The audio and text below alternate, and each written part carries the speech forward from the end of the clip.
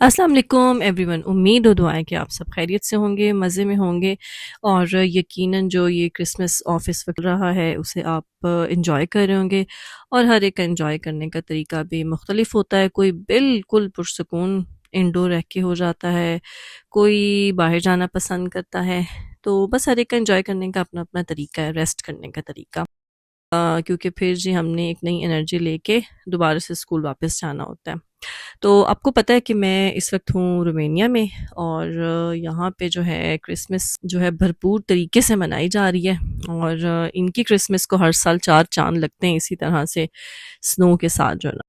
और आज के दिन हमने क्या क्या किया उसकी मैं अपडेट्स आपको साथ साथ देती जा रही हूँ। और हुआ ये है कि हम जिनके गेस्ट हैं इस वक्त उन्होंने एक जगह पे ना बच्चों के लिए सेंटा अरेंज किया। सेंटा चुपके से आएगा और बच्चों को वो मिलेगा और गिफ्ट्स देगा। तो बच्चों को तो अंदाज़ा ही नहीं था, बस हमें सबको ये कहा गया था कि आप लोग बच्चे लेके इस जगह पे आ जाएं जो ना।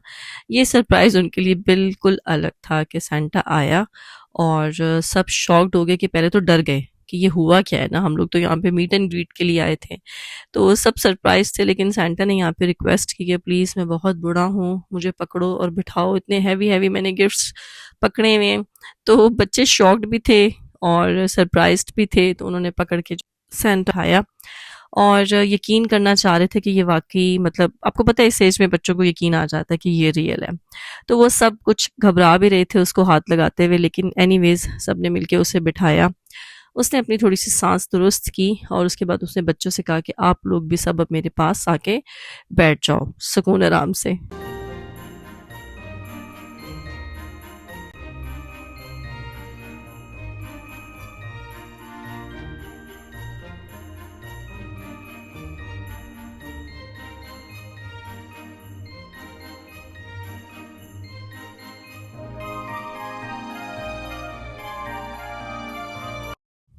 यहाँ पे सांता ने सबसे कहा कि मुझे अपनी कोई ना कोई फेवरेट पोइम सुनाओ और फिर उसके बाद गिफ्ट्स लेते जाओ। बारी बारी सारे बच्चों ने अपनी फेवरेट पोइम सुनाई, अपने गिफ्ट रिसीव किए और बहुत खुश हुए।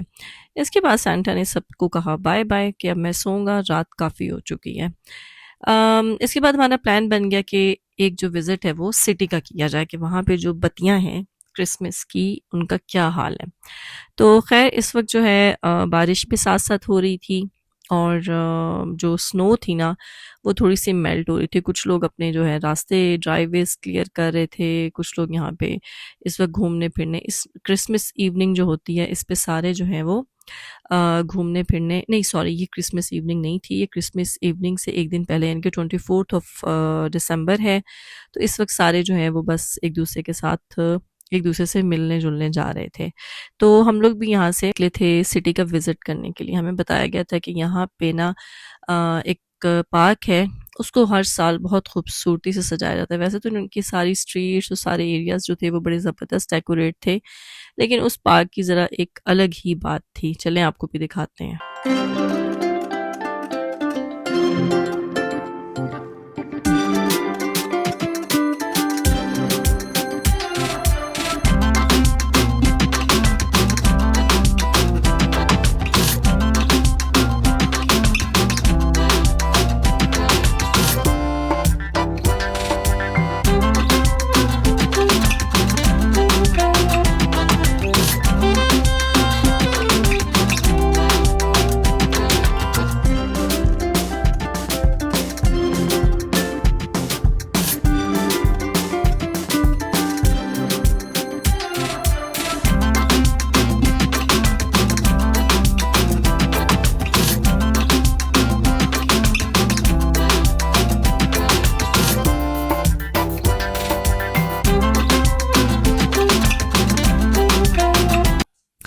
यहाँ से शुरू होता है 25 दिसंबर और चूँकि रात बारिश हुई थी और बारिश की वजह से जो है ना स्नो थोड़ी सी कम हो चुकी थी और थोड़ा सा कीचड़ भी बन गया था। लेकिन एज़ पर प्रॉमिस जो कि हमारे होस्ट ने हमसे किया था कि मैं आपको बहुत ही खूबसूरत एरिया की तरफ लेके जाता हूँ, लेकिन उसके लिए थोड़ा सा ट्रैवल करना पड़ेगा। बहुत थोड़ा सा ट्रैवल था, यानी कि हार्डली 20 मिनट्स का, लेकिन इतनी खूबसूरत और इतनी मैजिकल जगह कि मैं आपको बयान नहीं कर सकती हूँ। शुरू शुरू में तो स्नोफॉल को देख के थोड़ी तसल्ली हुई कि हाँ अभी मतलब सारी की सारी जो है ना बर्फ़ वो मेल्ट नहीं हुई है। तो बच्चे एक्साइटेड थे कि हाँ अब ज़रा थोड़ी सी तसल्ली है कि माउंटेन्स की तरफ जा रहे हैं ना, तो वहाँ पे यकीनन इससे ज़्यादा ही स्नो होगी। मेरे साथ साथ आप भी इंजॉय करें और देखें कि ये कितना खूबसूरत और कितना दिल फरेब मंज़र है कि सड़क की दोनों तरफ जो है जितने भी दरख्त थे वो किस तरह से बर्फ़ से ढक चुके हैं। ऐसे लगता है जैसे कि किसी परिस्तान में हम लोग अचानक से निकल आए थे और बस हर तरफ एक सफ़ेद लिबास पहने परियां राइट और लेफ़्ट खड़ी थीं और उनमें से जो है ना हमारी ये सड़क जो सांप की तरह बल खाती हुई जा रही थी, हम उस पे ड्राइव कर रहे थे और इस जादुई मंज़र को जो ना एंजॉय कर रहे थे। बहुत ही पुरसकून और बड़ी खूबसूरत जगह। तो उम्मीद है कि आपको भी ये पसंद आएगी। आप लोग भी इसे इतना ही एंजॉय करेंगे जितना कि हमने इस लोकेशन पे जाके एंजॉय किया। रास्ता ही इतना खूबसूरत था तो मैं सोच रही थी कि आगे जाके जो है वो क्या-क्या चीज़ें नज़र आने वाली हैं। बच्चे ये देख के मुतमईन थे कि बर्फ़ अभी काफ़ी ज़्यादा है, तो बेसिकली बच्चों ने स्केटिंग और स्कीइंग करनी थी। स्कीइंग जो थी वो 25th ऑफ दिसंबर की वजह से क्लोज़ थी, लेकिन जो है स्केटिंग जो थी या स्लेजेस जो थे वो हम यूज़ कर सकते थे और वो कैसे यूज़ करते हैं, कैसे किया जा सकता है, तो वो बस आप मेरे साथ चलते रहें और आगे व्लॉग में आप जाके देखेंगे कि बच्चों ने किस तरह से उसको एन्जॉय किया था। मैं मतलब बहुत ज़्यादा इंटरनली ये सोच रही थी कि इनको तो आती नहीं है, इनकी तो ये फर्स्ट एवर प्रैक्टिस होगी ये कि ये इतनी हैवी स्नो में आए थे और इनको तो करनी नहीं आएगी, लेकिन मेरा अंदाज़ा और मेरा ख़्याल दोनों गलत निकला। ये तो ऐसे वहाँ पे जो है ना स्केटिंग कर रहे थे जैसे ये प्रो हैं इस मामले में।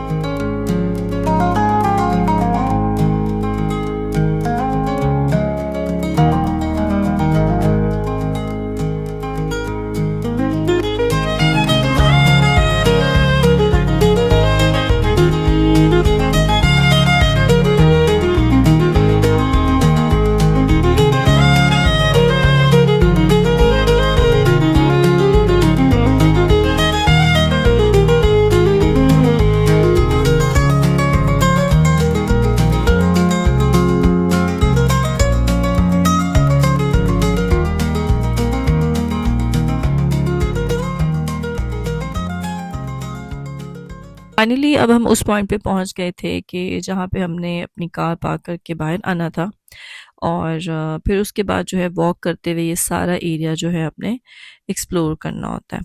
तो बच्चे यहाँ पे मसरूफ़ हो गए अपने स्केटिंग में।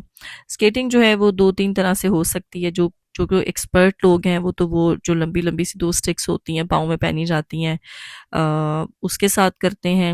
लेकिन जो छोटे बच्चे होते हैं और इवन के बड़े भी होते हैं, कुछ प्लास्टिक की ऐसी बनी हुई ट्रेज़ होती हैं कि वो आप उन पे बैठ के अच्छा सा कोई पाथ देख के जहाँ पे ज़हन कि आपकी थोड़ा सा स्लाइड बनी हुई हो ना, तो बच्चे उसके ऊपर स्केटिंग कर लेते हैं। ये जैसे कि आपको इस वक्त ऑन नज़र आ रहा है। अभी तो हम इसको ड्रैग करके लेके जा रहे थे नवाब साहब को, लेकिन फिर आगे जाके बस इसने कहा नहीं अब बस अब मैंने खुद करना है। तो हमने जैसे आप कोई ढलवान सी जगह देखते हैं ना, जैसे ऊपर से नीचे आप आ रहे होते हैं, तो ये वहाँ पे बहुत अच्छा वर्क करता है और बच्चों ने इतना ज़्यादा इस चीज़ को एंजॉय किया है कि मैं आपको बता नहीं सकती हूँ।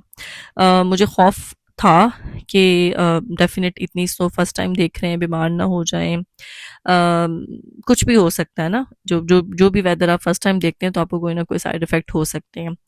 तो लेकिन अल्हम्दुलिल्लाह कि इन्होंने खूब जी भर के एंजॉय भी किया। जी तो नहीं खैर भरता, ये बात तो गलत है, मतलब इनको निकालना पड़ता है ऐसी जगहों पे से कि जहाँ पे इनको बहुत मज़ा आ रहा हो। फिज़िकल एक्टिविटीज़ में बच्चे कभी भी अपनी मर्ज़ी से और आराम से ये निकल के नहीं आते हैं। तो खैर हमने भी इन्हें खूब एंजॉय करने दिया कि कर लें एक दफ़ा जो ना, तो बार बार मुझे कह रहे थे कि आप मोबाइल रख दें और बस आप लोग आप हमारे साथ आके खेलें।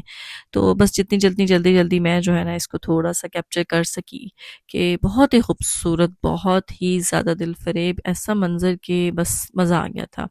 ऐसे लगता था किसी परिस्तान में मौजूद हैं और बस इर्द गिर्द ढेर सारी परियां ही परियां हैं आपके जो ना।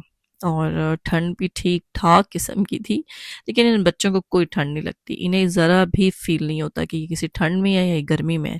इन्होंने तो बस खेलना होता है जो ना। तब तक आप ये जो है ना खूबसूरत नज़ारे चेक करें कि हम लोग इस बर्फ़ पोश वादी में जो ना खड़े होके इतना इतना पुरसकून था ये सब कुछ, इतना मज़ा आ रहा था कि मैं बस एक्सप्लेन नहीं कर सकती। ये देखें जी, ये लगे हुए हैं अपनी दौड़ें और अपनी भागें लगाने के लिए हार्ड वर्क हो रहा है ठीक ठाक किस्म का। और मैं कोशिश कर रही हूँ कि आपको जो है ना ये एरिया दिखा सकूँ। हाँ, 25 दिसंबर को जो है ना ये केबल कार्स जो हैं वो बंद होती हैं, अदरवाइज़ यहाँ पे बहुत रश होना था। लेकिन इसका एक और फ़ायदा ये भी है कि ये केबल कार्स जो है ना नीचे एक मतलब सिटी की तरफ ना एक बहुत ही मैसिव जो है वो कार पार्क है। वहाँ से जो है लोग इस केबल कार में बैठ के फिर यहाँ ऊपर जो है हाइट की तरफ आते हैं, मतलब क्योंकि यहाँ पे हो ही नहीं सकता कि इतनी ज़्यादा आपको इजीली पार्किंग मिल जाए। तो लोग जो है बहुत ज़्यादा मतलब जहाँ से केबल कार स्टार्ट होती है ना वहाँ पे अपनी कार्स पार्क करके और वहाँ से केबल कार में बैठ के ऊपर हाइट की तरफ आते हैं। और ये देखिए मेरी साइड पे जो ना स्केटिंग हो रही है और यहाँ पे भी जो ना ठीक ठाक ज़ोर शोर से पहले एक एक कर रहे थे, फिर दो दो का मज़ा आने लग गया कि नहीं मिल के जाते हैं। और ये जो ना बस इनको रोकना नामुमकिन हो जाता है। तो कभी मैं इनके पीछे और कभी बाबा जो थे ना इनके पीछे भाग भाग के जा रहे थे कि इनको बस रोक लें, क्योंकि ये इनका फर्स्ट टाइम था तो कोई एक्सीडेंट ना हो जाए। लेकिन हमें मानना पड़ा कि नहीं, कुछ भी नहीं इंशाल्लाह होने वाला। ये सीख के आए हैं सारा कुछ जो ना, हम लोग खौफजदा हो रहे थे कि इनको कुछ हो जाएगा। एनीवेज बहुत बहुत ही ज़बरदस्त और आउट क्लास डे गुजरा हमारा। घर आई तो बच्चों और बच्चों के बाबा ने मिलके पास्ता बनाया और जो कि मैंने बड़े मज़े से बैठ के सुकून से बेड पे खाया, डाइनिंग पे जाने की ज़रा हिम्मत नहीं बची थी। तो बस ये था हमारा एक बेहतरीन सा दिन। उम्मीद है कि आपको पसंद आया होगा। लाइक शेयर और सब्सक्राइब करना मत भूलें।